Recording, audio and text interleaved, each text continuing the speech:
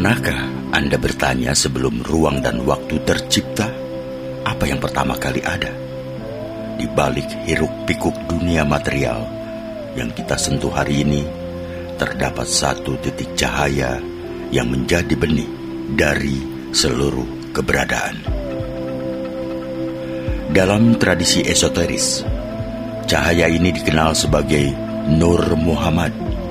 Ia bukan sekedar sosok historis, melainkan hakikat spiritual, sebuah cahaya awal yang darinya Tuhan memancarkan seluruh alam semesta. Inilah kisah tentang koneksi paling intim antara pencipta, cahaya, dan kesadaran kita sendiri. Para arif bijaksana menjelaskan bahwa Nur Muhammad adalah jembatan.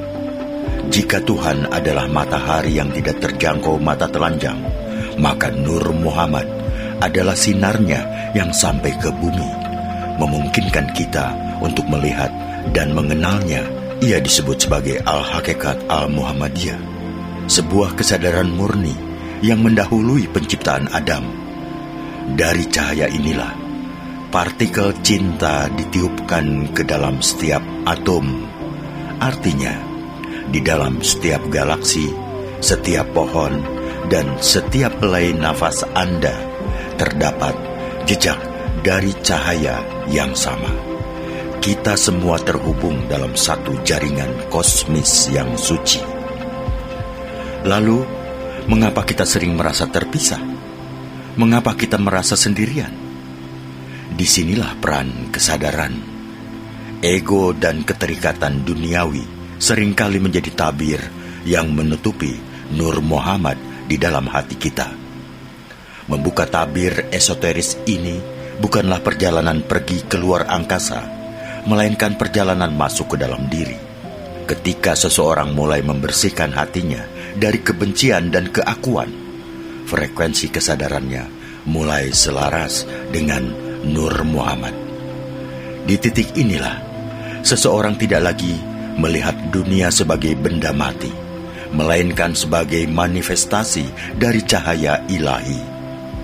Kita mulai menyadari bahwa aku yang sejati bukanlah tubuh ini, melainkan kesadaran yang bersumber dari cahaya primordial tersebut. Menghubungkan diri dengan Nur Muhammad berarti menghidupkan sifat-sifatnya dalam keseharian. Welas asih yang tanpa batas, kejujuran yang teguh, dan cinta yang tidak menuntut balas.